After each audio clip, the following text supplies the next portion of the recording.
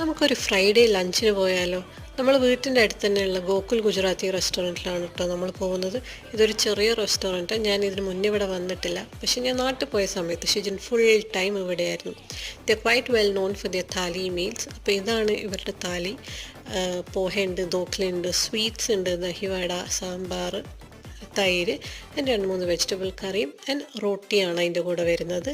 ഇത് കൂടാതെ അവർ ആംറസും ശ്രീഖണ്ടും കൂടെ നമുക്ക് സ്വീറ്റ്സ് ആയിട്ട് തരും. എല്ലാം നല്ല അടിപൊളി ടേസ്റ്റാണ്.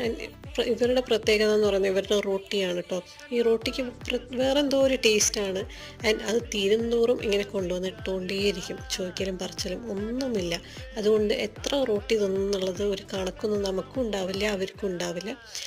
സോ അവർ റൈസ് തരുമ്പോൾ കുറച്ചേ തരാറുള്ളൂ, ഒരു 2 ടേബിൾ സ്പൂൺ പേരിന്. അങ്ങനെ ഞങ്ങൾ വയറൊക്കെ നിറച്ച് ടമി കുഷായിട്ട് ഞങ്ങൾ അവിടെ നിന്ന് ഇറങ്ങി.